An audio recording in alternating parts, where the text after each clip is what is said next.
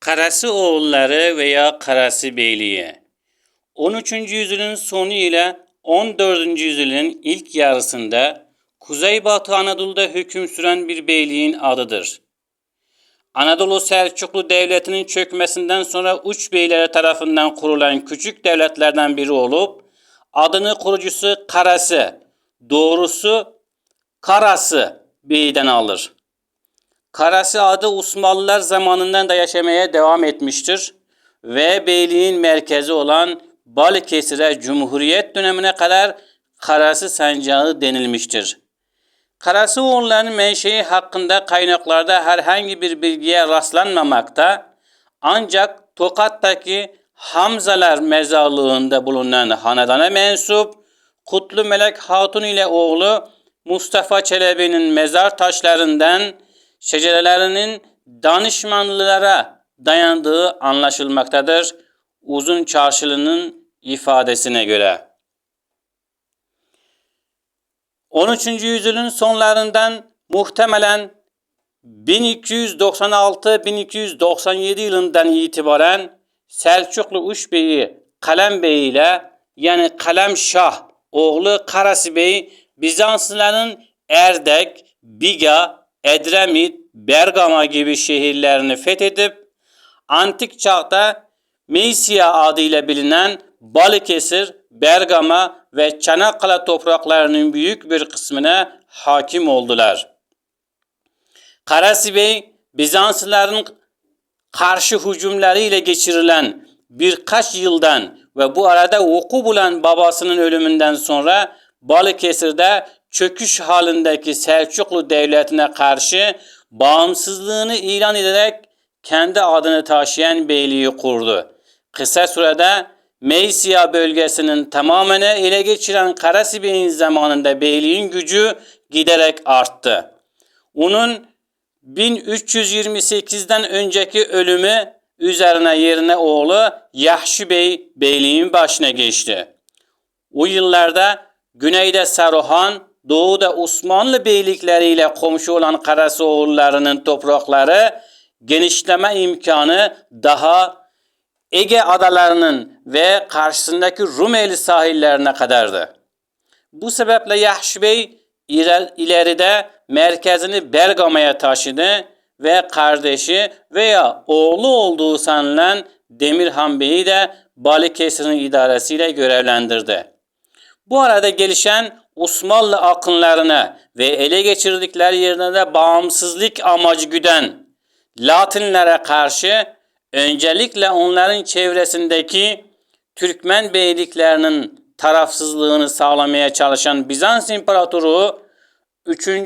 Andronikos'un 1328'de Biga'ya gelerek Demirhan Bey ile bir saldırmazlık anlaşması yapması, Demirhan Bey'in müstakil bir bey gibi hareket ettiğini ve böylece Karasıoğullarının biri Balıkesir, diğeri Bergama olmak üzere iki merkezden yönetilmiş olduğunu göstermektedir.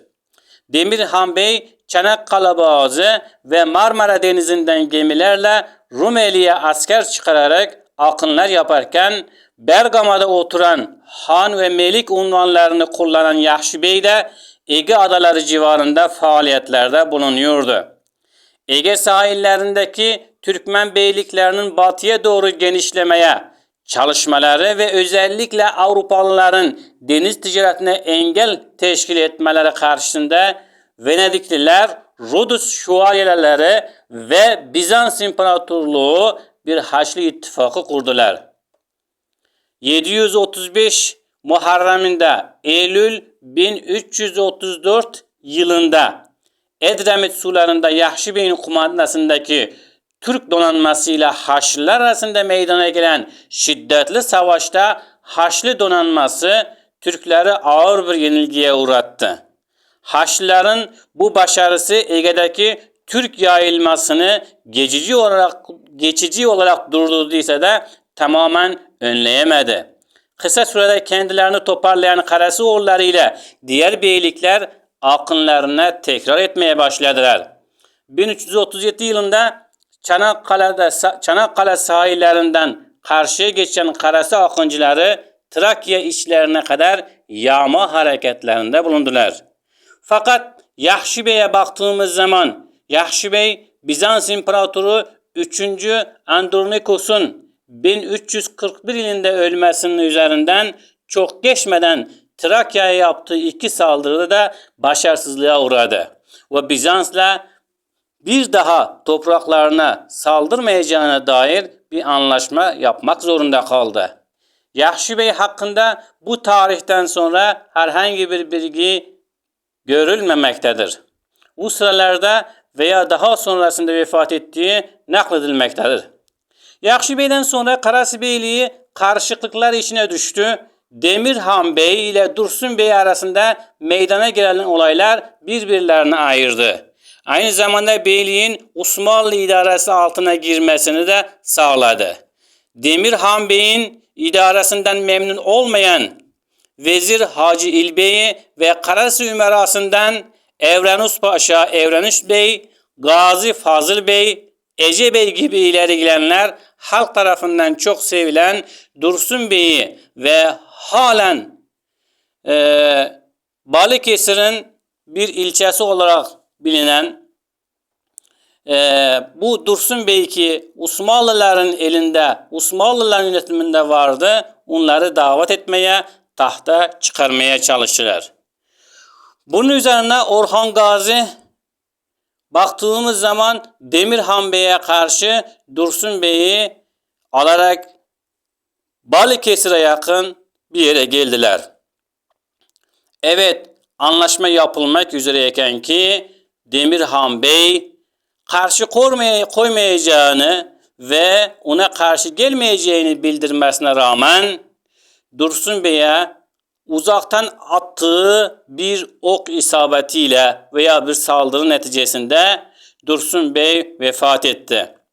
Bunun üzerine Orhan Bey'den korkan Bergamalılar Demirhan Bey'i teslim olmaya zorladılar. Ve böylece kaleden anlaşma yoluyla çıkan Demirhan Bey Bursa'ya gönderildi. 2 yıl sonra da Bursa'da öldü. Böylece Karasi Beyliği Osmanlı Beyliği topraklarına katılmış oldu 1345 yılları sonrasında. Orhan Bey ele geçirdiği Karasi topraklarına oğlu Süleyman Paşa'yı Rumeli Fatihi olarak tayin etti ve onu oraya gönderdi. Kısa süren hakimiyetine rağmen Karasi Beyliği bulunduğu mevki açısından hem kara hem de deniz devleti olma özelliğinden dolayı önem taşımaktaydı. Beylik 40.000 atlı askerden oluşan bir kara ordusuna etkili bir donanmaya sahipti. Karasi Beyliği'nin denizcilikteki ileri seviyeye Osmanlı Bahriye Teşkilatı için bir kaynak teşkil etti. Ve nitekim Osmanoğulları Karasi Beyliği'ne hakim olduktan sonra deniz ve donanmaya sahip oldular.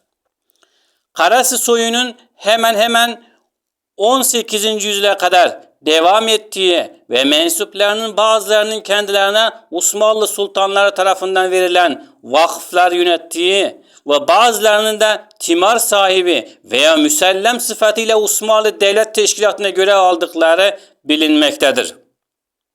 Yine Karasi Beyliği'nin tarih sahnesinden çekilmesi ve yerini Osmanlı Beyliği'ne bırakması Osmanlılar için askeri ve siyasi genişleme açısından önemli bir merhale teşkil etmektedir. Süleyman Paşa Rumeli'ye geçişinin gerek hazırlık döneminde gerekse gerçekleşmesi sırasında Karasi Ümerası'nın yani emirlerinin büyük yardım ve desteğini görmüştür.